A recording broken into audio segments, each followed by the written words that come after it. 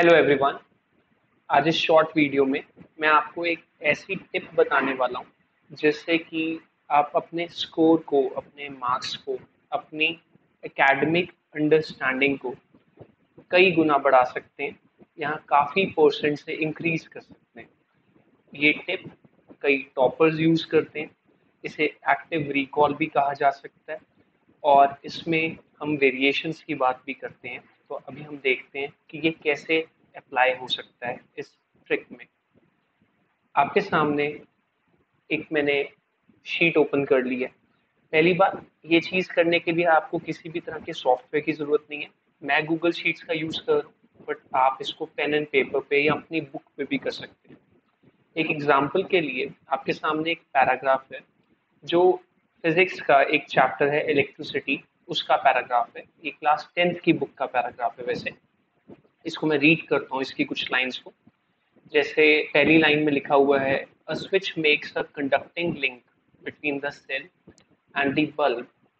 आपने एक लाइन पढ़ी।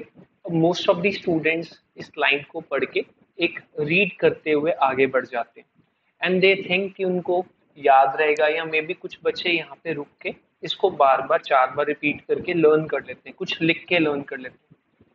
अगर आपके लिए मेथड वर्क करता है तो दैट इज गुड, बट हमें डीपर अंडरस्टैंडिंग भी चाहिए। सिर्फ पेपर में इस डेफिनेशन को बस ऐसे ही छापना नहीं है। तो डीपर अंडरस्टैंडिंग के लिए मैं दो बातों पे स्ट्रेस करूंगा। सबसे पहले I am going to talk about active recall.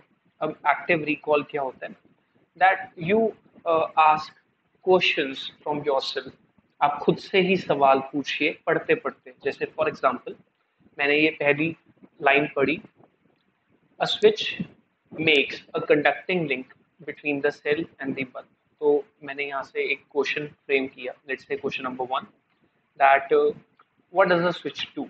एक सिंपल सा क्वेश्चन है, what does a switch do. तो मुझे इमिडिएटली पता लग जाएगा कि एक स्विच एक लिंक क्रिएट करता है ताकि करंट फ्लो कर सके। Okay. Second question, second line में पढ़ता हूँ, a continuous and close path of an electric current is called an electric circuit. अब मुझे ये पता है कि करंट फ्लो के लिए कॉन्टिन्यूअस पाथ चाहिए, क्लोज पाथ चाहिए।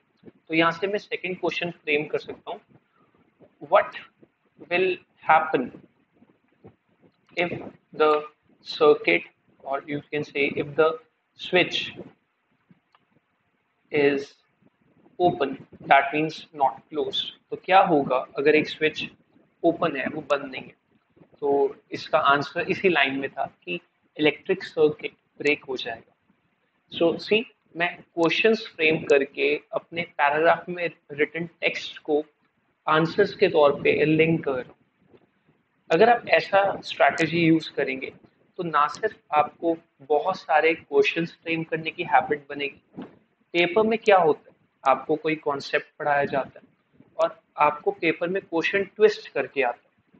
जरा सोचिए, अगर आप एक पैराग्राफ में से ही 5 या 10 तरह के क्वेश्चंस ट्विस्ट कर करके खुद से ही पहले पूछ लेंगे, तो एग्जामिनेशन हॉल में आपके लिए वो क्वेश्चन नया नहीं होगा। आपने वैसा क्वेश्चन पहले भी देखा होगा क्योंकि आपने खुद फ्रेम किए थे क्वेश्चंस। आपको एंग्जाइटी नहीं होगी, आपको किसी तरह का स्ट्रेस नहीं होगा, और आपको उस क्वेश्चन को आंसर करना, उसे डील करना काफी हद तक पहले से ही आता होगा। आपका प्रेजेंटेशन, आपका क्वेश्चन को अप्रोच करने का तरीका पूरा चेंज हो जाएगा और बेटर हो जाएगा। सो आप जैसे भी कोई पैराग्राफ पढ़ते हैं, कोई लाइन पढ़ते हैं, डिपेंडिंग अपॉन वो कितनी इम्पोर्टेंट है उस टॉपिक के लिए, आप उसके ऊपर उतने तरह के क्वेश्चंस फ्रेम कर सकते हैं। और साथ ही साथ जहाँ पे फॉर्मूलाज होते हैं, आप उनको भी यूटिलाइज कर सकते हैं। जैसे यहाँ पे मैं एक लाइन रीड कर रहा हूँ, electric current is expressed by the amount of charge flowing through a particular area in unit time. So कितना चार्ज कितने टाइम में फ्लो करता है। तो यहाँ से आप एक क्वेश्चन फ्रेम कर सकते हैं, do I remember the formula of electric current. क्या मुझे इलेक्ट्रिक करंट का फॉर्मूला याद है? ऐसे आप एक fill in the blank frame कर सकते हैं। और यहाँ पे लिखा हुआ है that it is the amount of charge flowing in unit time. So basically it's charge divided by time. अगर आप इस तरीके से यहीं पे एक फिलअप बना लेंगे तो आपके फॉर्मूलाज भी साथ साथ रिवाइज हो जाएंगे। आप इसको किसी भी सब्जेक्ट के लिए यूटिलाइज कर सकते हैं। So this is what I call active recall. कई लोग इसको फ्लैश कार्ड मेथड भी कहते हैं। आप इसको अपने पेन एंड पेपर पे बनाइए, अपनी बुक्स पे ही बना सकते हैं इन क्वेश्चंस को, कॉपी अलग लगा लीजिए या शीट्स का यूज कर लें, जैसे भी आपको ठीक लगे। The second point which I am going to talk about is variations. Now what is the meaning of variation in studies? Variations का बेसिकली मतलब होता है कि आपको एक कॉन्सेप्ट बुक में दिया गया या आपके टीचर ने बताया, कोई क्वेश्चन आपको दिया, आप उसकी और डिराइव्ड फॉर्म्स खुद से ही बना के, खुद से ही क्वेश्चंस पूछ के उसको और तरीकों से अटेम्प्ट करो। फॉर एग्जाम्पल, मैं यहाँ पे एक वेरिएशन क्रिएट कर सकता हूँ। जैसे इलेक्ट्रिक करंट का फॉर्मूला है चार्ज अपॉन टाइम। सो यहाँ से मैं एक वेरिएशन क्रिएट कर सकता हूँ।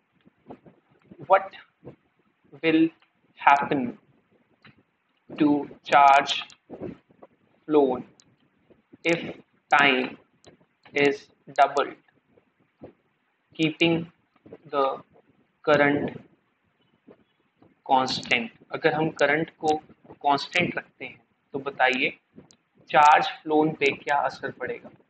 Now, as you can see, current is charge upon time. So we know charge is equal to current multiplied by time.